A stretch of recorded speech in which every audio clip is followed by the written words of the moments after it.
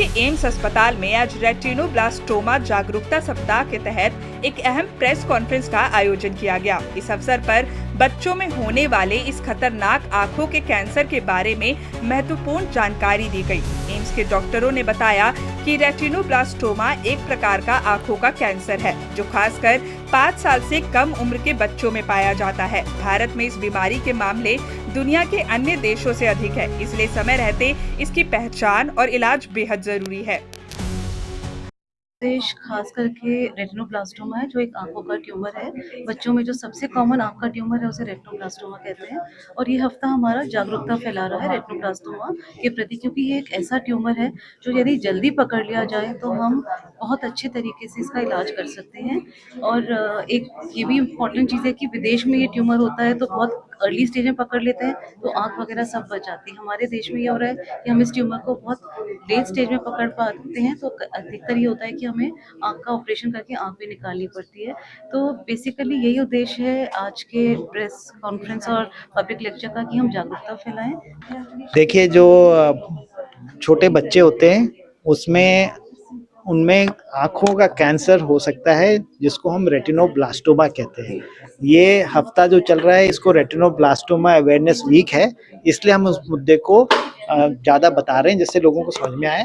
जब ये कैंसर होता है तो पैदाइशी हो सकता है और इसमें दोनों आँखों में कैंसर होता है, तो इतने छोटे बच्चों में दोनों आँखें जा सकती हैं। इसका ट्रीटमेंट जो है अभी तक उसमें वो कीमोथेरेपी देते हैं जो कैंसर की दवा है, और उसको बार बार देते हैं जिससे कि कैंसर पर रोक आए।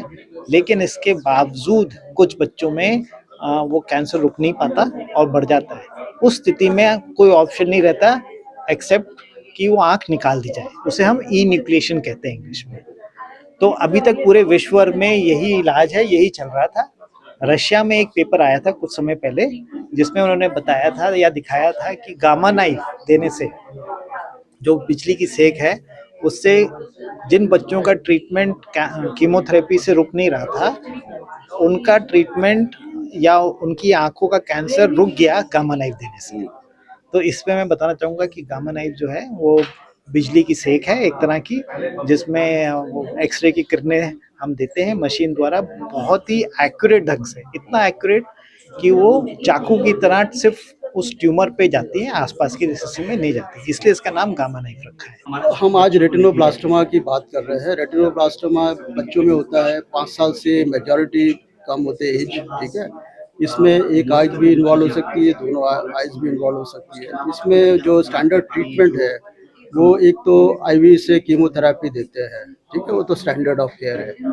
बट अभी जो हम टेक्निक बात कर रहे हैं जिसमें हम आईवी लाइन से ना देते हुए जो इंटरनल कैरोटिड आर्टरी से एक ऑप्थेल्मिक आर्टरी आती है, अराइज होती है, वो रेटिनोब्लास्टोमा को सप्लाई करती है ट्यूमर सेल्स।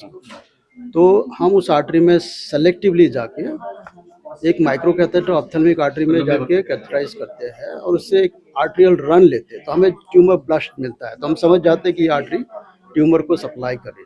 तो उसी आर्टरी में जो कैथेटर है उसके थ्रू हम जो कीमोथेरेपी आईवी लाइन से देते हैं स्टैंडर्ड ऑफ केयर, इसमें हम इंट्रा आर्टरीली जाके ड्रग्स को डिलीवर करते हैं।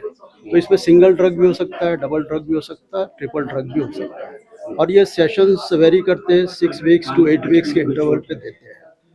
और जब हम मैक्सिमम 3 डोजेज देते हैं तो हम पाते हैं कि इसमें जो ट्यूमर्स है वो साइज छोटा छोटा होता चला जाता है, श्रिंकेज हो जाता है।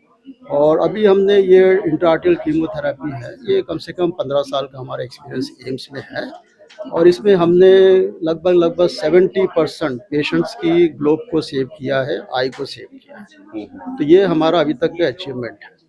और इसमें मेजर चैलेंजेस यही होते हैं कि क्योंकि बच्चा छोटा होता है, 5 इयर्स के नीचे होता है, तो उसका वेट भी कम होता है, वजन कम होता है। वजन कम होने से क्या होता है कि जो एंजियो स्वीट है जहाँ पे ये प्रोसीजर हो रहा होता है वहाँ पे उसको हाइपोथर्मिया हो सकता है, कुछ लोकल रिएक्शंस होता है, लोकल साइट हेमाटोमा हो सकता है, या सिस्टमिक कॉम्प्लिकेशंस भी हो सकती है। बट ये कॉम्प्लिकेशन 1% 2% से कम है, तो इसका मतलब ये 95 to 98% प्रोसीजर टोटली सेफ है। और जो रिएक्शंस भी होते हैं वो मैनेजेबल होते हैं, मेडिसिन से या ऑब्जर्वेशन से ठीक हो जाते हैं। तो एम्स में ये पहली बार हुआ? नहीं, एम्स में पहली बार नहीं हो रहा है। ये हम जैसे बताया कि हम पिछले 15 साल से इंट्राआर्टियल कीमोथेरेपी कर रहे हैं, बट स्टैंडर्ड ऑफ केयर जो है आईवी लाइन जो कीमोथेरेपी तो कई समय से चल रहा है, वो कभी, बस इसमें प्रॉब्लम है कि बच्चों में डिटेक्शन जो है वो थोड़ा लेट होता है, क्योंकि बच्चा छोटा होता है, कंप्लेंट नहीं कर पाता।